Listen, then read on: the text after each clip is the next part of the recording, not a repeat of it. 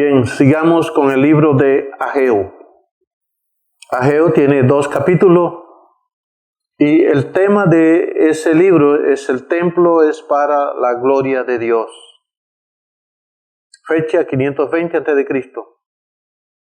Note la aplicación, que la meta de Dios por medio de los creyentes es la edificación, ya sea en lo material o lo espiritual. Lo de Dios es edificar, construir, no tumbar. Edificar, siempre es edificar, ya sea en lo material o lo espiritual. Dividí el libro en 3 puntos, aunque es cortico. Dividí el libro en 3 puntos. Punto número 1, el templo para la gloria de Dios, capítulo 1, versículo 1 al 15.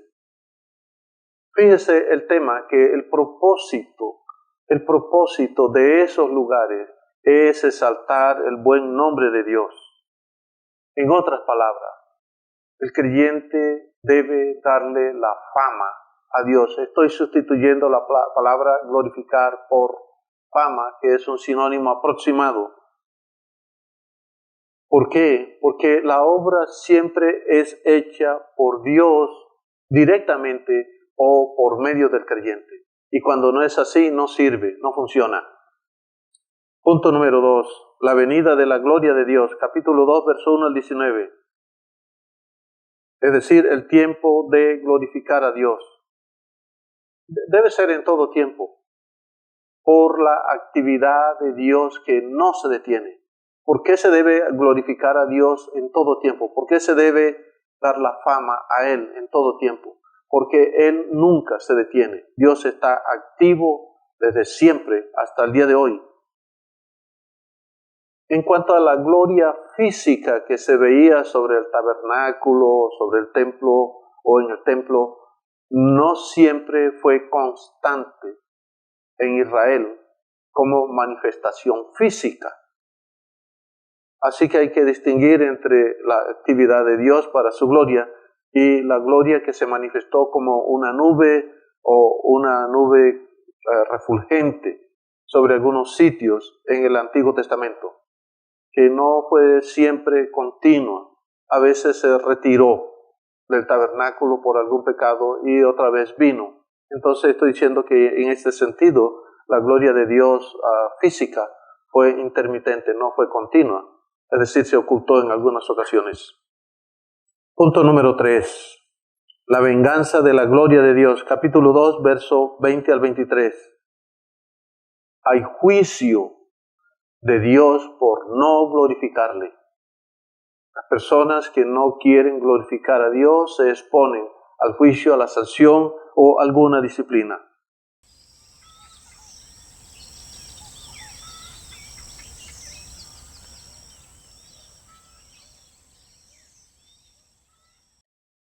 Libro de Zacarías tiene 14 capítulos. El tema de ese libro es el ánimo para la restauración de la nación. Y la fecha es en el 520 o 518. Y la aplicación de ese libro es el ánimo, animar. Es decir, la razón del encuentro entre 2 creyentes. El propósito de Dios cuando se encuentran 2 creyentes es que se animen mutuamente. Note la lección objetiva. ¿Por qué Dios en su providencia permite que 2 creyentes se encuentren? Y no importa de cuál iglesia, no importa de cuál denominación, pero si son creyentes genuinos, lo que Dios está buscando es transmitir ánimo del uno al otro. Y usualmente lo hacen y se logra cuando ambos son bajo control del Espíritu Santo. Así funciona el ánimo entre creyentes. Dividí el libro en 3 puntos principales. Punto número 1, el llamado a la conversión, capítulo 1, versículo 1 al 6. Quiero ampliar un poquito la idea de conversión, porque hay 2 clases de conversión.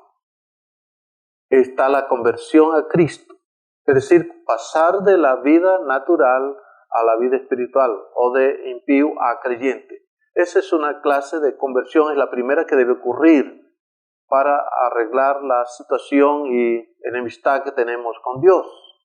Esa es la primera conversión, la conversión a Cristo. Y la segunda es la conversión de algún pecado y es parecido al proceso de santificación. Eso es cuando se abandona alguna clase de pecado y se sustituye por alguna clase de buenas obras. Eso se llama también conversión. Usualmente, para lograr las conversiones, si la persona no es creyente, se usa el evangelismo. Y para lograr la conversión de los creyentes, ya siendo creyentes, se usan las amonestaciones o reprensiones. Punto número 2. Las visiones de noche. Capítulo 1, versículo 7 hasta el 6:15. Letra A. El hombre entre los árboles. Capítulo 1, versículo 1 al 17.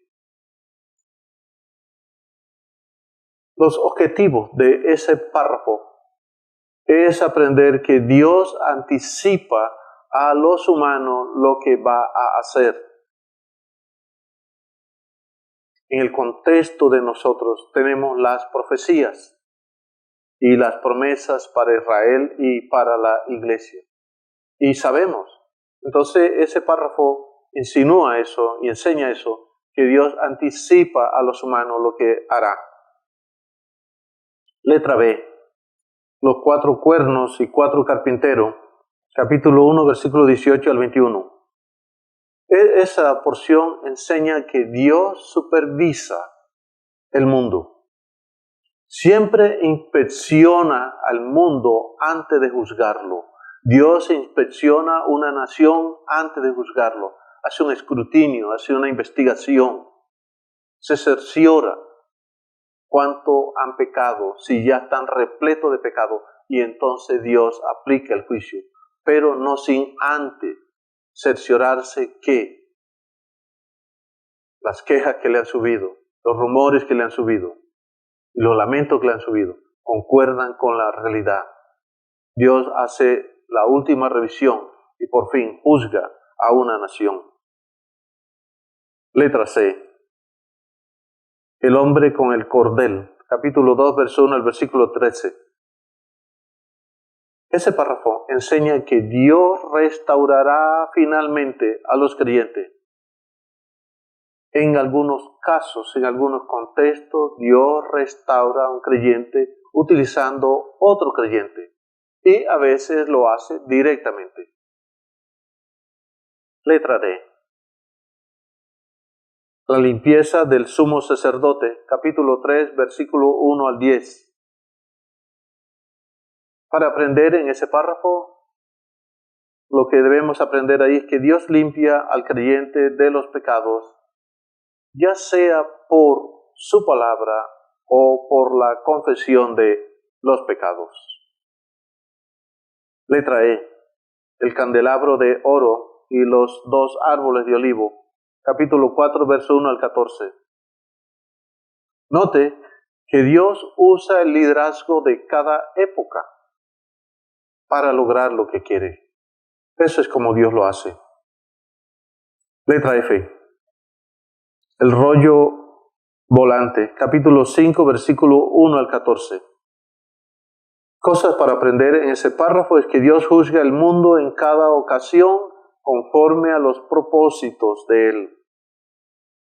Letra G. La mujer en el Efa. Capítulo 5, versículo 5 al 11. ¿Qué se aprende de ese párrafo? Que Dios permite la iniquidad en Babilonia hasta donde Él quiere. Tiene un límite, establece un límite hasta donde una nación deba pecar, y en cada ciudad en particular. Entonces, ninguna ciudad se desborda más allá de donde Dios determine que debe llegar pecando. Hay un control soberano de Él, aunque las personas piensan que se desbordaron más allá. Una vez que llegan al límite, Dios establece el juicio y juzga las naciones y las ciudades por esto. Letra H, los 4 carros, capítulo 6, verso 1 al 8. Cosas para aprender en ese párrafo es que Dios hará juicios mundiales desde los 4 puntos cardinales, es decir, no hay escape para ninguna nación, ciudad y persona en particular de los juicios que vienen en el futuro. Y letra I, la coronación de Josué, capítulo 6, verso 9 al 15. Finalmente, se aprende que Dios causa la victoria en el liderazgo que Él establece. Punto número 3, los mensajes para Israel, capítulo 7, verso 1 hasta el capítulo 14, verso 21. Letra A, la inquietud por el ayuno, capítulo 7, verso 1 hasta el 8, 23. Censura de ese párrafo, la crítica, la amonestación, es que la religiosidad en lugar de la conversión es un error que Dios no acepta, no comparte. Usualmente las religiones tienden a volver las personas religiosas. Pero lo que Dios no quiere, lo que Dios no está esperando es la religiosidad. Lo que Dios siempre está esperando es la conversión verdadera de la persona. Letra B, las venidas del Mesías. Capítulo 9, verso 1 hasta el 14, 21. Para ellos en el Antiguo Testamento era más confuso pensando de la venida del Mesías. No la veían a veces como 2 venidas, la veían como una sola venida, y fue muy difícil para las personas del Antiguo Testamento entender cómo sería eso de la venida del Mesías, porque no lo veían como lo vemos nosotros. Para nosotros que ya fue histórica la primera venida y la segunda venida está en el futuro, es más claro que para ellos. Y por ello sacaron algunas conclusiones equivocadas. Pero en ese párrafo aprendemos que hay esperanza a pesar del juicio. Aunque haya juicio en el futuro, el creyente ve el futuro con esperanza, porque hay motivos para gozarse en el futuro al ver la salvación grande que Jehová hará, no solamente a la iglesia, pero a los creyentes en general.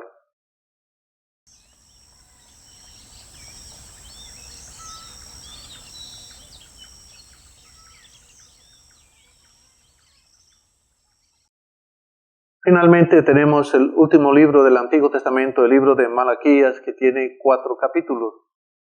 Y el tema es que Dios, Jehová, juzgará la indiferencia de Israel. Ese libro fue escrito en el año 450 al 400 antes de Cristo.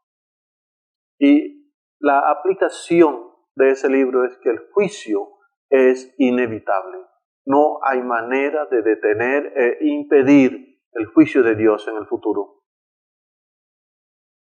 Dividí el libro en 2 puntos principales.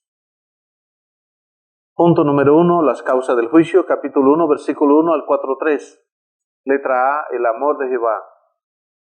¿Por qué el amor de Jehová? Porque el juicio realmente busca la conversión de los judíos. Y eso es como Dios quería expresar su amor para con ellos. Usualmente la disciplina busca la restauración de la persona. Y esa es una expresión de amor, según el libro de Hebreos capítulo 12. Y letra B, la indiferencia de Israel, capítulo 1, versos 6 al 4:3. Consistió en que el pueblo abandonó a Jehová y a su palabra. Y eso fue el motivo por el cual Dios le juzgó. Habían dado las espaldas a Dios. Habían abandonado su palabra, no la practicaban y en consecuencia Dios los castigó por eso. Punto número 2, el efecto del juicio, capítulo 4, versículo 4 al 6. Letra A, el recuerdo, capítulo 4, verso 4. Cosas para aprender en ese párrafo es que el recuerdo a la persona es antes de cualquier acción divina. Por algún medio, Dios utiliza traer a la mente de la persona lo malo que ha hecho ya sea mediante algún humano o mediante la conciencia o cualquier otro método, para hacerle recordar sus acciones malas que merecen amonestación. Y luego de esa amonestación externa o interna, Dios procede. Ese es usualmente el orden que Dios utiliza para corregir a sus hijos. Y letra B, la conversión. La conversión, en el capítulo 4, versos 5 al 6, es el resultado que Dios espera siempre de las personas con las cuales Él trabaja. Eso es lo esperado por Dios frente a su palabra, frente a Él como persona. Con este libro concluimos el Antiguo Testamento de manera sintética.